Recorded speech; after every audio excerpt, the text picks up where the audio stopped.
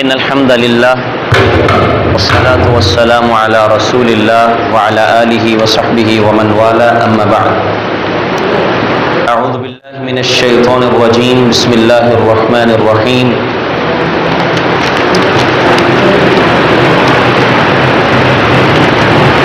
إن الله لا يغفر أن يشرك به ويغفر ما دون ذلك لمن يشاء.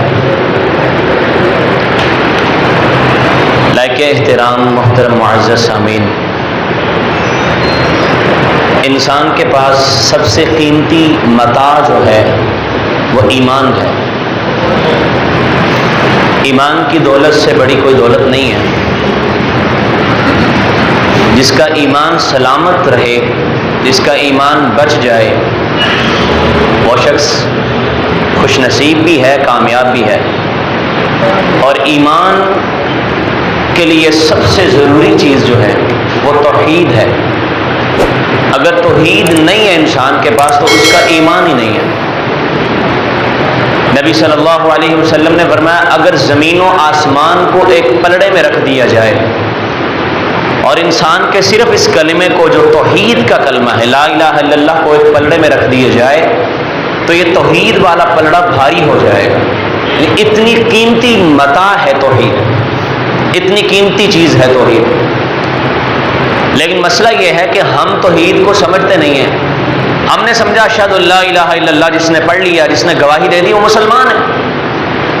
قانونی طور پہ وہ مسلمان ہے، لیکن اس کی توحید کو مضبوط ہونا ہے. اس کو اپنے آپ کے اندر توحید کو مضبوط لازم کرنا ہے. صرف کلمہ پڑھ لینے سے اس کی توحید مضبوط نہیں ہو جائے گی. توحید کو مضبوط کرنے کے لیے اس کو اور بھی کام کرنے ہیں. توحید کو سمجھنا ہے، توحید ہے کیا، اللہ کی وحدانیت ہے کیا. تو اللہ رب العزت، اللہ کی وحدانیت، جو توحید کے چیپٹر ہیں، جو توحید کے ابواب ہیں، ان کی تو بڑی لمبی تفصیل ہے. میں مختصر چند چیزیں آپ کے سامنے رکھنا چاہتا ہوں.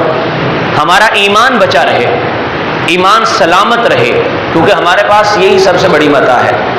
اگر قیامت کے دن ہمارے پاس کوئی عمل زیادہ نہیں بھی ہے، ایمان موجود ہے، توحید خالص موجود ہے، تو نجات کا ذریعہ بن جائے گی. اللہ رب العزت فرماتے ہیں ان اللہ لا یغفر ان یشرک بہ ویغفر ما دون ذلک لمن یشاء. اللہ شرک کے علاوہ جسے چاہے گا معاف کر دے گا، لیکن شرک کا گناہ اللہ نے کبھی معاف نہیں کرنا. تو شرک آئے گا، ایمان خراب ہو جائے گا، ایمان ختم ہو جائے گا. تو ایمان بہت بڑی چیز ہے. تو ہمارے معاشرتی کچھ ایسے رویے ہیں جو ایمان کو خراب کرنے والے رویے. آج آپ میڈیا دیکھتے تو میڈیا پہ بیٹھے بہروپیے، جن کو دین کا پتہ ہی نہیں ہے، جن کو سمجھ ہی نہیں ہے، وہ بھی دین کی ایسی ایسی تشریحات کرتے ہیں ہمارے سامنے جو ایمان کو بگاڑ دینے والی ہوتی ہیں.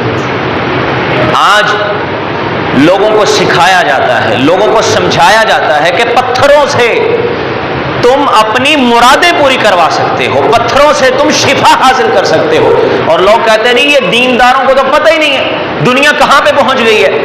لوگ پی ایچ ڈی کر رہے ہیں مغرب کے اندر پتھروں کے اوپر کہ اس پتھر کو پہنو شفا مل جائے گی، فلاں کو پہنو گے تمہیں اللہ شفا بھی دے گا، اور تمہیں اگر کوئی تکلیف ہے اس کی دوری بھی ہے، اور ساتھ تمہارے رزق میں اضافہ بھی ہو جائے گا.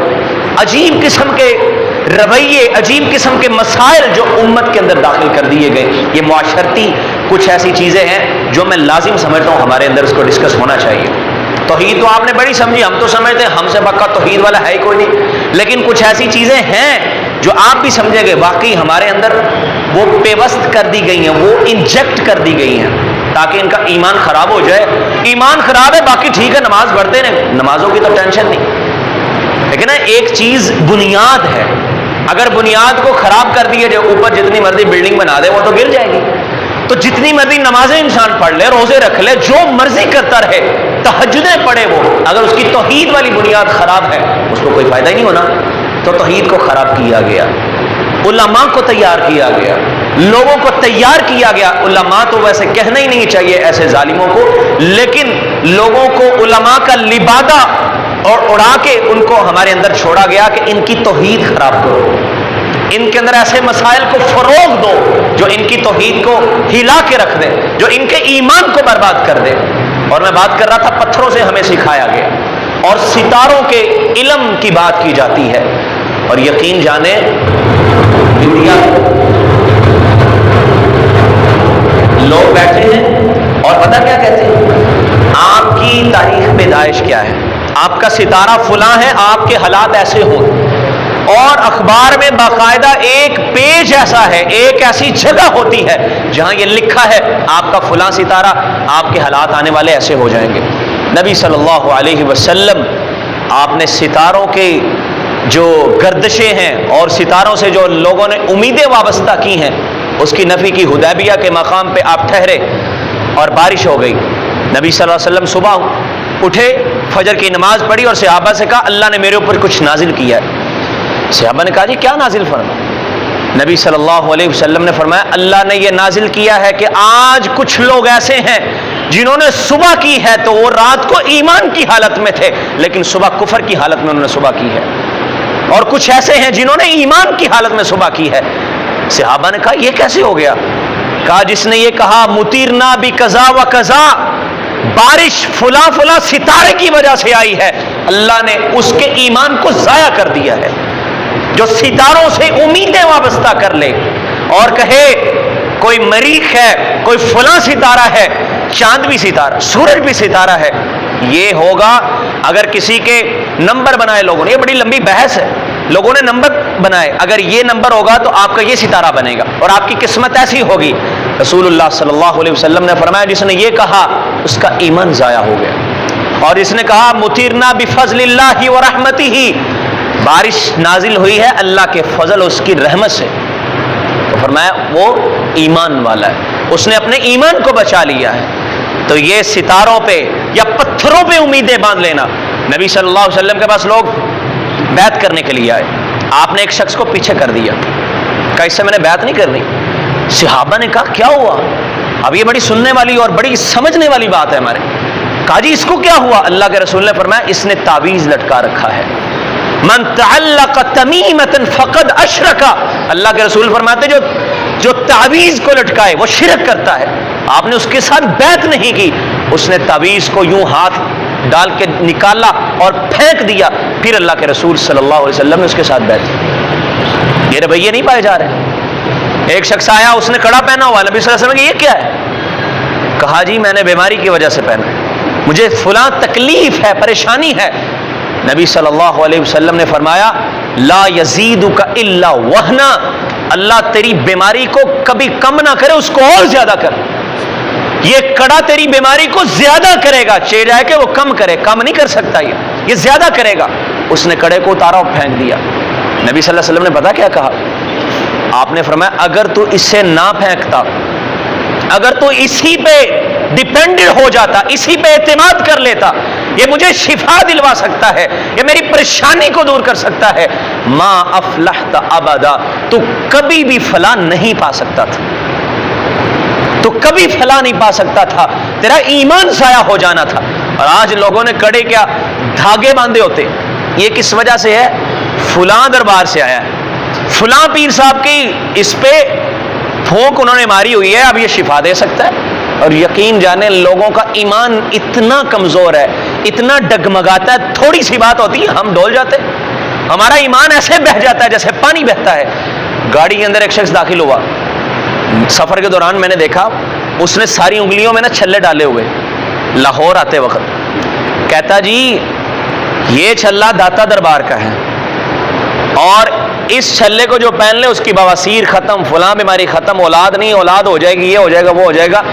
اور پھر اس نے پہننے کا ایک بڑا نا ڈرامہ رچایا ہو، اس کو پہننا ایسے کھڑے ہو کے 2 دفعہ بسم اللہ پڑھے، یہ کرے وہ کرے اور نیچے بیٹھ کے پہن لے اس کو. اور یقین جانے لوگوں نے اس سے خریداری کی. وہ کون لوگ تھے بس میں بیٹھے ہوئے؟ یہ کوئی ہندوؤں کی بس نہیں تھی، وہ کوئی گردوارے کا سفر کرنے والے کو ننکانے کے سکھ نہیں تھے، مسلمان تھے سارے. اور مسلمان عقیدہ اتنا کمزور ہو گیا، عقیدے کی بنیاد کو ہلایا گیا ہے اور یقین جانے عقیدہ ہمارا کمزور کیا گیا ہے. اور اللہ نے توفیق دی، مجھے بڑا دکھ ہوا اس بات. اور ہم نے کبھی بس میں کبھی بات ہی نہیں کی. میں بھی وہاں کھڑا ہو گیا، میں نے کہا جی میری بھی بات سن لے. پھر تو بابا کہنے لگا جی آپ، میں نے کہا میں نے آپ کی سنی نا، میری بھی سنے آپ. تو میں نے وہاں تھوڑی سی بات کر دی، یہ کڑے والی میں نے بھی حدیث سنا دی لوگوں.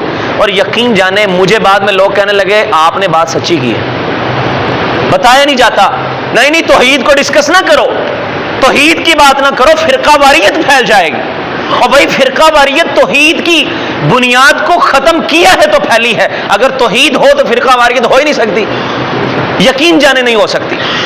ہماری قرآن ترجمہ کی کلاس ہوتی ہے صبح کے وقت، میں جب وہ 10-15 منٹ ہم کلاس پڑھاتے ہیں، یقین جانے ایسے ایسی باتیں آتی ہیں، لوگ کہتے ہیں جی یہ قرآن میں ہے، یہ قرآن میں ہے. میں نے کہا اس وجہ سے تو پڑھنے نہیں دیتے آپ کو، اگر پڑھو گے تو تم ٹھیک ہو جاؤ گے. یہ توحید ساری قرآن کے اندر موجود ہے لیکن پڑھنے نہیں دیا جاتا. میرے بھائیوں توحید بڑی لازمی چیز ہے، ایمان بچانا بہت لازمی ہے. تو بہرحال نبی صلی اللہ علیہ وسلم نے ایسے رویوں کی مذمت کی ہے جو کوئی اپنے آپ کو کسی اور کی طرف چھوڑ دیتا ہے کہ فلاں کی وجہ سے یہ ہو جائے گا، فلاں کی وجہ سے یہ ہو جائے گا. اب سورج گرہن ہے، چاند گرہن ہے، مجھے فون آیا، یہ پچھلے سورج گرہن لگا نا کچھ دن پہلے، مجھے فون آیا کہ آپ کے گھر میں جو فلاں عورت ہے نا اس کو کہیں کہ لوہے کی چیز استعمال نہ کریں. اور میں نام نہیں ویسے کسی مسلک کا لیتا، لیکن اہل حدیث جو کہتے ہیں ہم توحید میں سب سے آگے، اور اللہ کا شکر ہے ان میں توحید ہے، لیکن ایسا لوگوں نے ایسی وہ چیزیں سرایت کی ہوئی کر گئی ان میں پتہ ہی نہیں چلتا، غیر شعوری طور پہ ہماری توحید خراب ہو جاتی. اہل حدیث بندہ مجھے کہتا جی آپ نہ اسے کہیں وہ لوہا نہ پکڑے، کیوں؟ سورج گرہن لگا ہے، خرابی ہو جائے گی. میری اس سے ملاقات ہوئی بعد میں، باریش توحید پرست اپنے آپ کو کہنے والا اہل حدیث بندہ اور میرا رشتہ دار. میں نے کہا محترم کیا آپ نے کہا تھا؟ کہتا جی میرے گھر میں بیٹا ہونے والا تھا، اولاد ہونے والی تھی، تو میں دکان پہ پنچر لگایا کرتا تھا، تو میں اس وقت پنچر لگا رہا تھا، سورج گرہن لگا ہوا تھا اور میری بیٹی پیدا ہوئی، اس کے نشان لگا ہوا تھا. لا حول ولا قوت الا باللہ. کہ کوئی بندہ لوہے سے کوئی چیز کاٹ رہا تھا، اس کے ہاں بیٹا پیدا ہوا یا بیٹی ہوئی، اس کا جو ہے نا وہ زبان کٹی ہوئی ہے یا اس کا ہونٹ کٹا ہوا، یہ اس وجہ سے ہوا ہے. اور میں نے اسے کہا یار کیسی بات، اور جا ایسے ہوتا ہے جناب، میرے ساتھ ہوا ہے تو میں کیا کہوں. میں نے کہا اہل حدیث ہیں، کہتا اہل حدیث پکا ہوں، میرے ساتھ ایسے ہو چکا تو میں کیسے نہ مانوں. تو پھر یہ ڈسکس نہیں کرنے چاہیے، مسائل بتانے چاہیے کہ نہیں مسائل ایسے. نبی صلی اللہ علیہ وسلم آپ کے بیٹے فوت ہو گئے ابراہیم، صحابہ نے کہا اس وقت اللہ نے گرہن لگا دیا، تو صحابہ نے کہا جی یہ عذاب، یہ اللہ کی نشانی ابراہیم کی موت کی وجہ سے. نبی صلی اللہ علیہ وسلم نے اس وقت خطبہ ارشاد فرمایا، آپ نے فرمایا کسی کی موت کا سورج اور چاند گرہن سے کوئی تعلق نہیں ہے. انہما، یہ دونوں آیتان من آیات اللہ، اللہ کی نشانیوں میں سے یہ نشانیاں ہیں.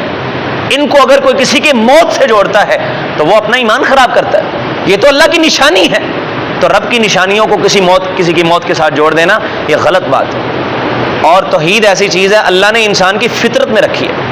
نبی صلی اللہ علیہ وسلم صحابہ کے ساتھ جا رہے، ایک شخص چرواہا آ رہا تھا اور وہ چرواہا مسلمان نہیں ہے اور وہ کہہ رہا تھا اللہ اللہ. نبی صلی اللہ علیہ وسلم نے فرمایا یہ فطرت ہے، اس کی فطرت میں توحید ہے، اور آج فطرت کو مسخ کر دیا جاتا ہے. نبی صلی اللہ علیہ وسلم کل مولود یولد علی الفطرہ، ہر بندہ توحید والا ہوتا ہے، ہر بچہ جو پیدا ہوتا ہے وہ توحید پرست ہوتا ہے. فَأَبَوَاهُ يُحَوِّدَانِهِ وَيُنَصِّرَانِهِ وَيُنَجِّسَانِهِ، اس کے والدین اس کو یہودی بنا دیتے ہیں، اس کو نصرانی بنا دیتے ہیں. والدین کے ساتھ اٹیچ ہوتا ہے، ان کے ساتھ ملتا ہے تو اس کی توحید خراب ہو جاتی ہے. تو توحید کے مسئلے کو اگر بیان ہی نہ کریں تو توحید خراب ہونی ہے، توحید تو پھر خراب ہو جائے گی. تو ہماری فطرت میں اللہ نے یہ چیز رکھی ہے توحید. اللہ ہمیں توحید پہ کاربند رہنے کی توفیق عطا فرمائے. اور پھر تصوف، لمبی چوڑی بات ہے، آپ کے وقت میں اتنی گنجائش نہیں کہ میں ساری باتیں چھیڑوں توحید کی. تصوف کا عقیدہ ہمارے اندر جو ہے نا وہ عام طور پہ پایا جاتا ہے، اور لوگوں نے ایمان کو تصوف کے ساتھ جوڑا، اور یقین جانے ایسا بگاڑ ہے آپ حیران ہو جائیں گے. تصوف، صوفیت، صوفی آپ نے سنا نا لفظ، اچھا لفظ ہے، بہت اچھا لفظ. لیکن اگر صوفی کو آپ یہ سمجھیں کہ نیک بندے کو صوفی کہتے ہیں تو ٹھیک ہے، لیکن جس صوفی کو ہم نے تصوف کا ایک عقیدہ بنا کے پیش کیا ہے نا، وہ صوفی ایسا نہیں ہوتا. مرنے سے پہلے وہ کچھ نہیں کر سکتا تھا، مرنے سے پہلے وہ بیچارہ خود محتاج تھا، لیکن جیسے ہی اس کی موت آئی وہ سب کچھ کرنے والا ہو گیا. ایسا ہے کہ نہیں ہے؟ ایسا ہے. تصور شیخ کا عقیدہ بھی بنا دیا جاتا ہے، اور لوگوں نے اس تصوف کی وجہ سے عقیدے کا اتنا بگاڑ کیا. کہتے ہیں نماز تو دل کی ہوتی ہے، نماز پڑھنے کی ضرورت نہیں ہے. یہ پریکٹیکلی طور پہ ادھر آ کے فزیکلی اس کا کوئی ایسا مسئلہ نہیں ہے، کیونکہ ایمان سب کا ایک جیسا ہوتا ہے. یہ بات سمجھیے گا، میں آپ کو ایمان کی حفاظت بتا رہا ہوں. کہتے ہیں ایمان سب کا ایک جیسا. ابو بکر کا ایمان بھی اتنا ہے اور عام انسان کا بھی اتنا ہے. ابو بکر رضی اللہ عنہ کا ایمان ہم سے یقیناً زیادہ ہے، لیکن وہ کہتے ہیں ایمان ایک ہی ہوتا ہے، عمل کرنے سے درجہ بڑھ جاتا ہے. میری بات سمجھ آ رہی ہے آپ کو؟ عمل کرنے سے درجہ بڑھتا ہے، ایمان نہیں بڑھتا. تو نماز پڑھ بھی لے تب بھی ایمان اتنا ہے، نہ پڑھے تب بھی اتنا ہی ہے. نماز کا انکار، اس وجہ سے نماز کا انکار، اور نماز ایمان ہے. بین العبد و بین الکفر ترک الصلاۃ. اللہ کے رسول نے فرمایا مسلمان اور کافر کے درمیان فرق ہی نماز کا ہے، لیکن نماز کو ایمان رہنے ہی نہیں دیا، نماز ضائع نہیں ہو گئی. فخلف من بعدهم خلف اضاعوا الصلاۃ. نبیوں کے جانشین، ہم تو کچھ بھی نہیں ہیں، انبیاء کے جانشینوں نے جب نماز ضائع کی تو اللہ نے ان کو کہہ دیا یہ سارے ناخلف ہیں اور ان کا ٹھکانہ غی جہنم کی وادی ہے. تو ایمان خراب کیا گیا. کہتے ہیں ایمان ایک ہی رہتا ہے، نماز نہ بھی پڑھے تو ایمان اتنا ہی ہے. اور جب دل کی نماز ہے، آپ گھر میں بیٹھے، آپ نے دل میں تصور کیا، نماز ہو گئی، اس سے ایک اور عقیدہ بنا.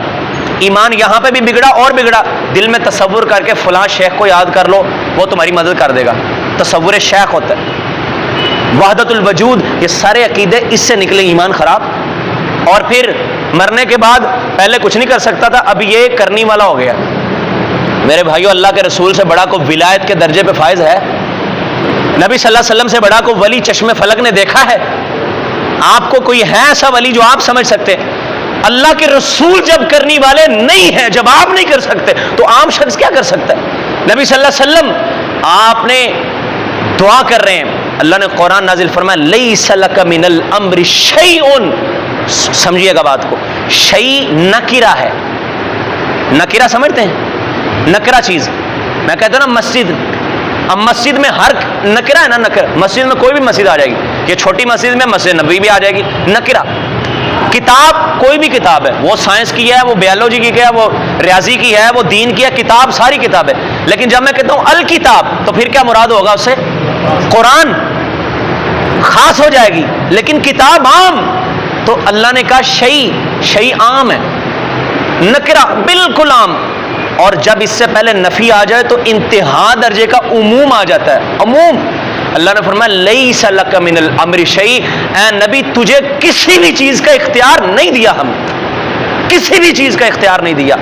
اتنا عموم ہے اس کے اندر، تمہیں کوئی اختیار ہم نے نہیں دیا اور اللہ کے رسول کو نہیں دیا.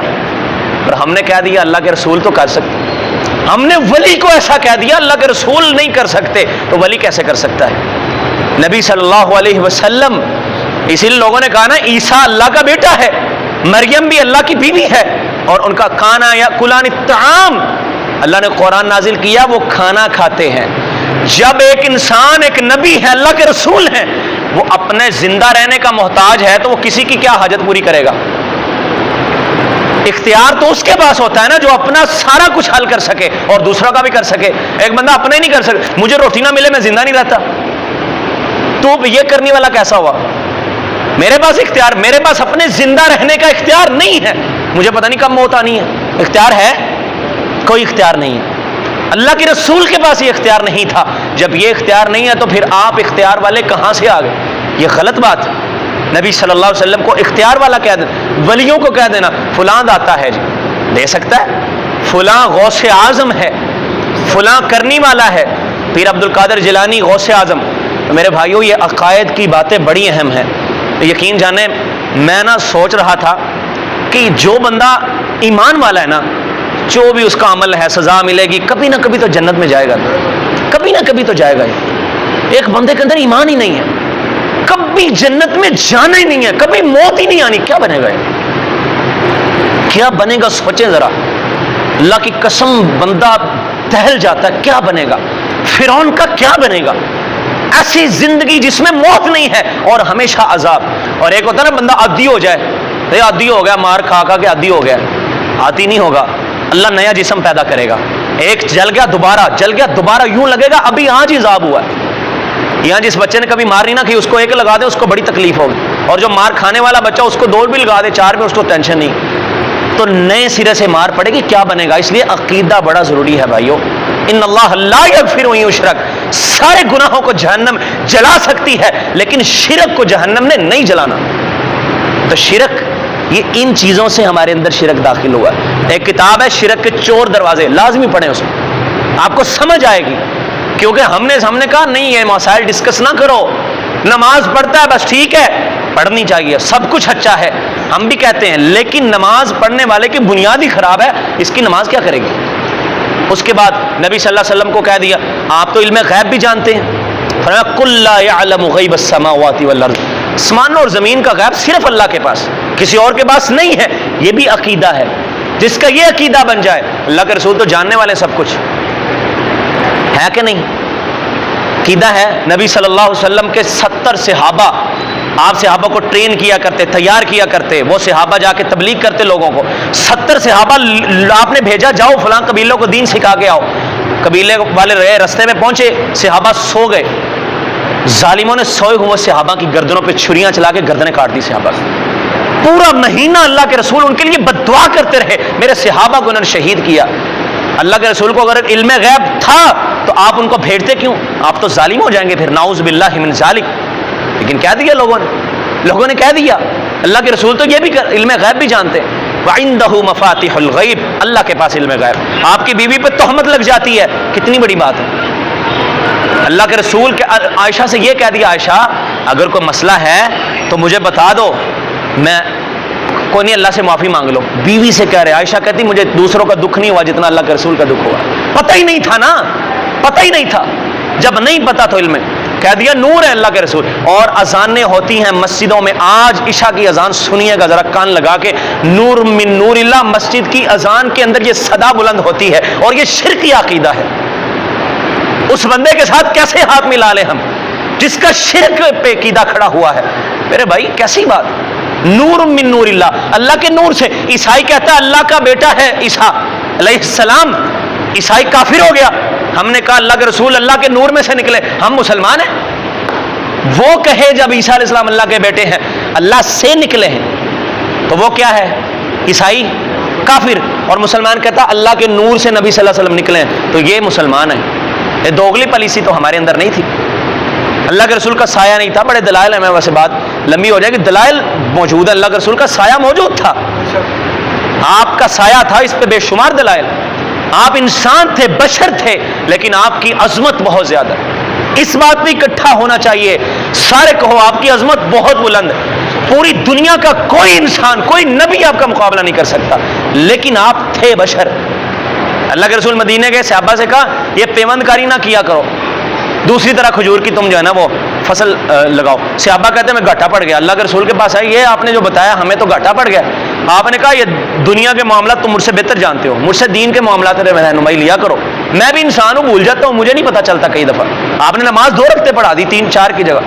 تو آپ کو یہ کہہ دینا آپ کے پاس اختیار ہے، عالم غیب ہیں یا آپ نور ہیں، یہ سارے عقائد شرکیہ عقائد. اللہ ہماری حفاظت فرمائے. قرآن میں آخری بات کر کے اپنی بات کو ختم کرتا ہوں، وَمَا كَانَ لَنَا أَن نَأْتِيَكُمْ بِسُلْطَانٍ إِلَّا بِإِذْنِ اللَّهِ. سارے انبیاء سے اللہ نے یہ کہلوایا کہ صرف اللہ کی ذات کچھ کر سکتی ہے، ہم نہیں کر سکتے. وَهُوَ يُجِيرُ وَلَا يُجَارُ عَلَيْهِ، صرف وہ پناہ دے سکتا ہے، اس کے علاوہ کوئی پناہ نہیں دے سکتا. فلاں کی پناہ پکڑ لو، فلاں پیر کی پناہ پکڑ لو، فلاں کے نام کا یہ کر دو، فلاں کے نام کا یہ کر دو. وَمَا أُهِلَّ لِغَيْرِ اللَّهِ، غیر اللہ کے نام کی تمام چیزیں حرام ہیں. یہ سارے عقائد کے بگاڑ، ایک ایک چیز پہ پورا ٹاپک ہونا چاہیے اور اس پہ پوری بات ہونی چاہیے تاکہ اہل السنہ کو پتہ چلے عقیدہ کیا ہے. ہم کہتے کوئی بات نہیں، میٹھا میٹھا ہی رہنا چاہیے، ہمیں بس کڑوی بات نہیں کرنی چاہیے. یہ غلط ہے، یہ فرقہ واریت پھیلاتے ہیں. میں کہتا ہوں اللہ کی قسم اگر توحید ٹھیک ہو جائے فرقہ واریت ختم ہو جائے گی. بنیاد ٹھیک ہو جائے فرقہ واریت رہتی نہیں ہے. چھوٹے چھوٹے مسائل کو تو کوئی کرتا نہیں، لیکن جو توحید کے مسائل اس پہ کبھی سمجھوتا نہیں کرنا. ہاں آپ بندہ کہتا ہے یار رفع دین نہیں کر رہا, نماز پڑھتا, چلو پڑھو یار, کبھی تو رب توفیق دے گا نا, پڑھتے رہو, نہیں ہم کہتے تجھے. لیکن اگر وہ کہے نہیں توحید کے معاملے میں میرے ساتھ کمپرومائز کرو, نہیں کر سکتے, نہیں کرنا کبھی بھی. نبی صلی اللہ علیہ وسلم نے, آپ بیٹھے تھے نا وہ ایک جگہ پہ, نعرہ لگایا ابو سفیان نے, اس نے کہا اعلو حبل, حبل زندہ باد. اس نے پہلے نعرہ لگا, اس نے کہا محمد تو ناکام ہے, وہ تو فوت ہو گیا, یہ ہے وہ ہے, تم تو کچھ بھی نہیں ہو. اللہ کے عمر کہتے, عمر بڑے جوشیلے تھے, اللہ کے رسول, اس کا میں جواب دیتا ہوں. اللہ کے رسول وہاں تو چپ رہو, کوئی بات نہیں ہے. لیکن جب اس نے توحید کی بات کی, اس نے کہا اولو حبل, حبل زندہ باد, اللہ کے رسول نے فرمایا اب اس کا جواب دو. اللہ اکبر, اللہ بڑا ہے, اللہ زندہ ہے, حبل زندہ باد نہیں ہے. اللہ کے رسول سے بڑا کوئی امت کو ملانے والا تھا؟